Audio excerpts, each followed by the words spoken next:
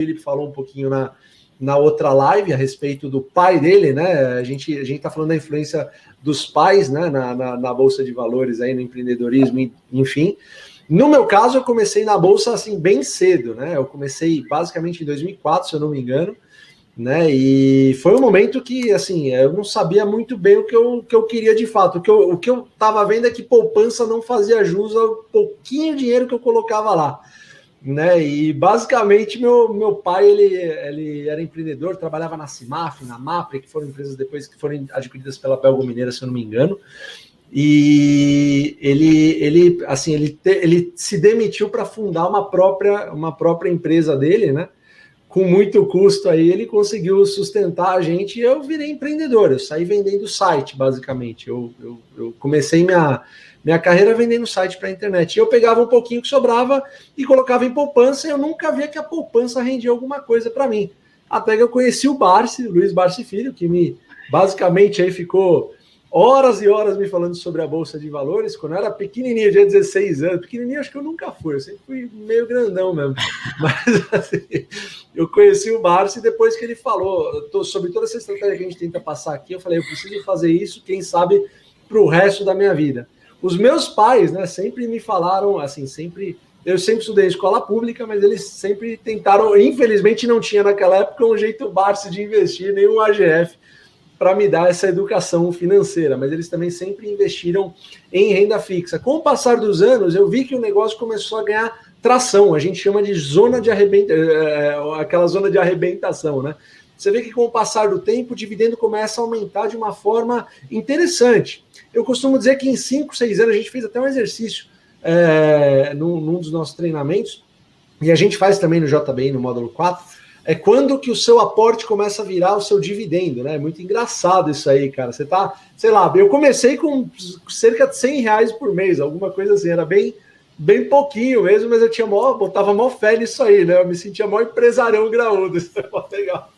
Eu lembro que eu comprava Unipar na época, a gente só se ferrava na época lá, mas eu lembro que eu falava, pô, eu sou dono disso tudo aqui e tal, eu ficava mó, assim, tudo que o sol toca é meu. basicamente isso aí, né? E eu lembro que depois de algum tempo, uns 5, 6 anos, até eu comecei a fazer aquela lavagem para os meus pais fazerem também, né? E, cara, meus pais começaram, se eu não me engano, o meu pai com 55 anos de idade, ele está com, acho que 69, alguma coisa assim. E, cara, se não fosse as ações, se não fossem os dividendos, os reinvestimentos, principalmente setores best, que é basicamente a carteira do meu pai e da minha mãe, cara, eu posso assegurar que hoje eles não estariam tão bem quanto estão. Então foram... Assim, Fabião, o que você falava para o teu pai para convencer? Porque eu imagino que não tenha sido um processo fácil também, né? Não. Meu pai, ele falava que eu tinha que comprar imóvel, filho. Qual era o medo dele? É exatamente, isso que eu queria entender. Meu pai, ele falava que eu tinha que comprar imóvel, que imóvel era um negócio bom.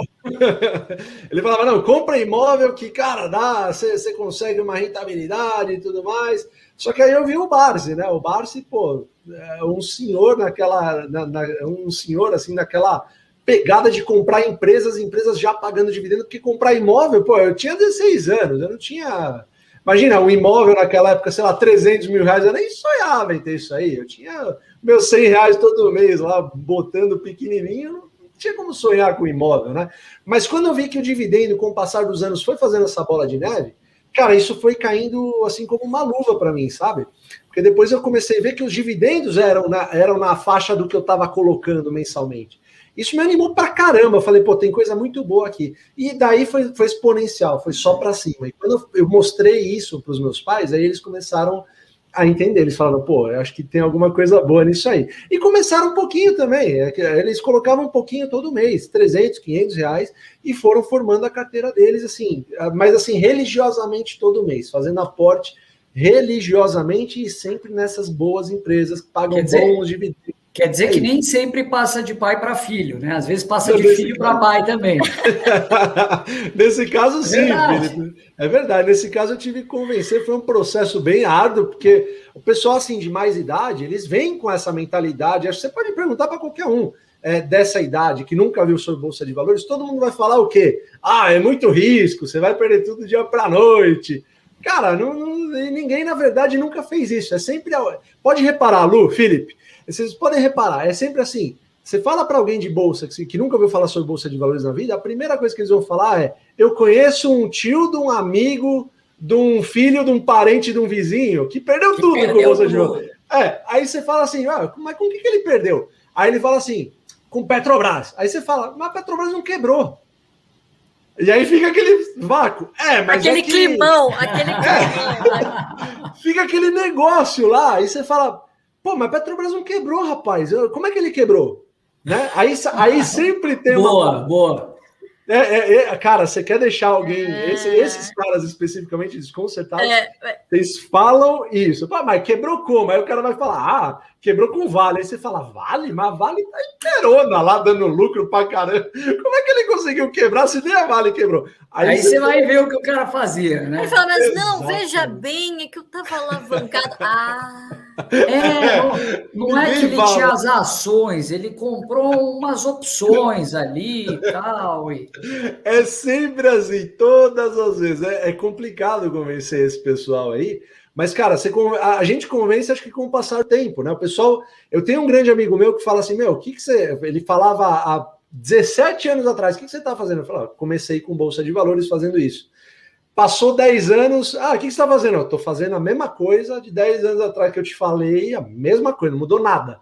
Passa mais 5 anos, o que você está fazendo? Estou fazendo a mesma... Aí o cara se convence, porque ele fala, porra, tá bom, o negócio está funcionando mesmo. E eu comecei como trader, né, pessoal? Eu queria garantir um negócio, um futuro mais próspero. Eu via meu pai chegando com a mão cheia de graxa, é torneiro mecânico, né? Ele chegava com a mão cheia de graxa lá, saía de manhãzinha, voltava à noite, a empresa era ele mais 2 pessoas, né? Era ele mais 2, cara. Então, quando eu falo empresário... Uma massa. Infelizmente, Felipe, Lu, empresário é demonizado aqui no Brasil. É um saco. O cara é vilão no Brasil. É verdade. E assim, empresário parece que é o cara magnata que tem 200 milhões de dólares, ele comanda uma equipe. Não é assim, pessoal. O empresário brasileiro mesmo é o cara que tem uma venda, que tem um torno, e, tem 5 pessoas trabalhando, e ele rala tanto quanto os empregados dele. Infelizmente, a gente não chegou ainda, não chegou nesse nível de maturidade, mas assim, eu comecei como trader, sabe? Aquela história de compra, vende, compra, vende, compra, vende, compra, vende. Cara, eu comecei... Ninguém é perfeito, Fabião. Ninguém é perfeito, não tem jeito. Abre o coração. Não, eu comecei como trader e o pior, eu comecei ganhando, velho.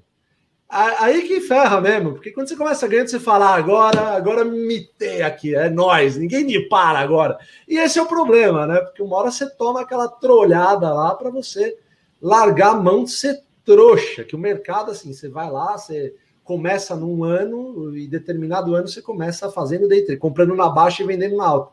Só que e quando você não sabe o que é baixo, o que é alto, você não sabe o que está fazendo, você está seguindo o gráfico, então assim...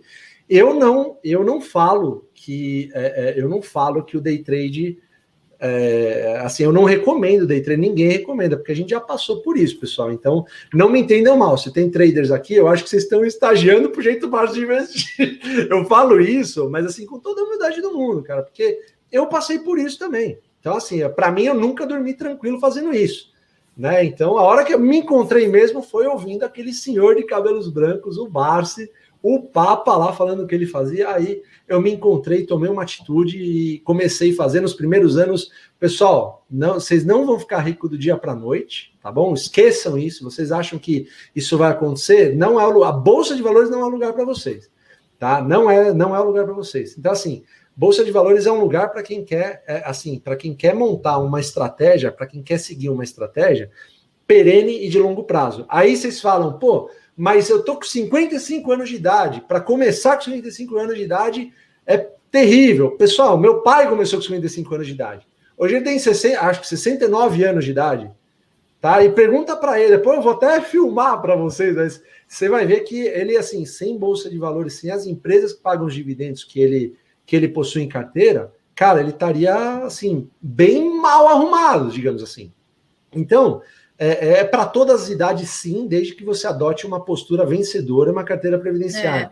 A gente ensina esse passo a passo no JBI, no jeito Barsi de investir, que foi o treinamento que o Barsi nos chancelou aqui, que tem também tem também a assinatura nossa no final do treinamento, você tem certificado 30 horas basicamente.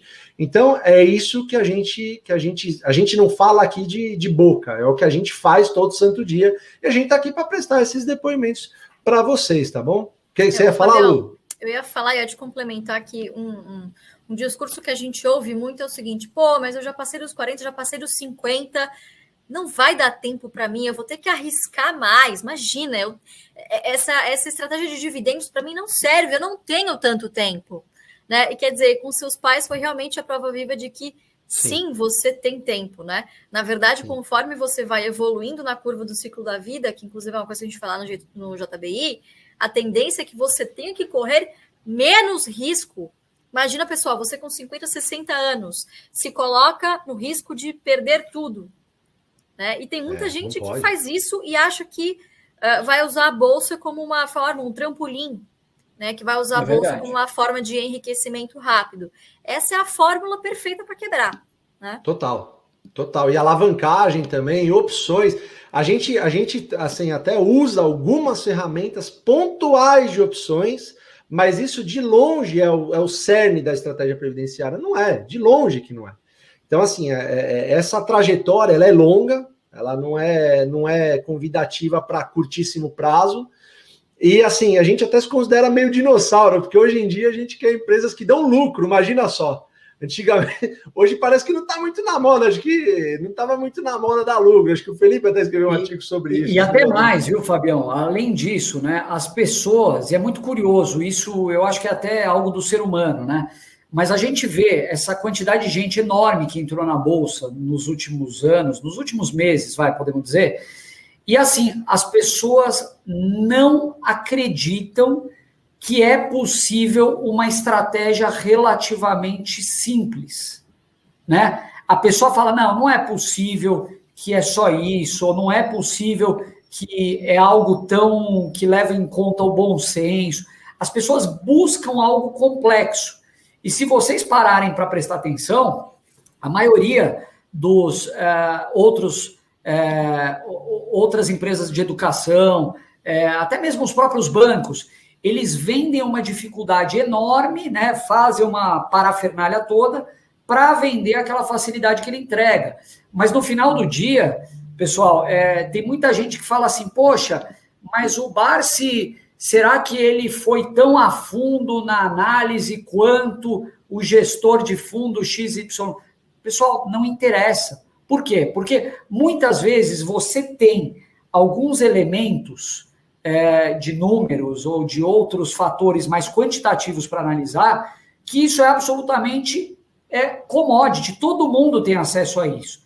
Mas alguém tem acesso à interpretação de dado, à leitura de uma análise, ou a leitura de uma notícia, a conexão dos pontos.